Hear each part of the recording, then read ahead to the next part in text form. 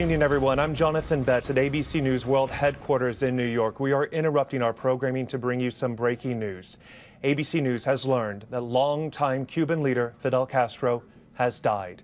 He was 90 years old. His death was announced by his brother Raul on Cuban state television just a few moments ago.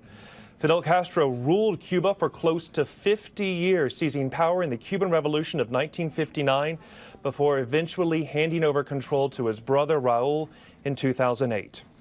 ABC's Jim Avila has more on the life of the revolutionary figure.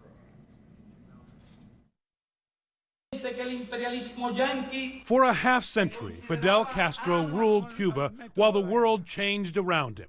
50 years of isolation finally ended only after he left power, and only with his tacit blessing.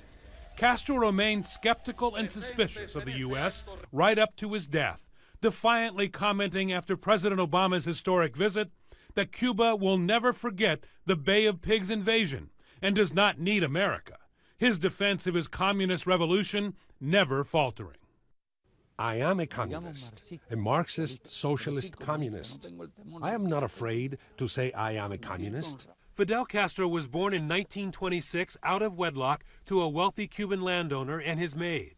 He went to Catholic schools and then studied law. His two passions were baseball, he was very good at it, and politics. He became an activist for the poor and working class. In 1956, after being expelled by Cuba's American-supported dictator Fulgencio Batista, Castro returned secretly with his brother Raul, Argentinian Marxist rebel leader Che Guevara, and others. They hid out in the Sierra Maestra Mountains, from which they waged a guerrilla war. The road to Havana paved with glory for rebel chieftain Fidel Castro. Castro finally expelled Batista and took over. Fidel had promised democracy, but squashed all dissent with jail or expulsions, even executions. He nationalized all U.S. businesses.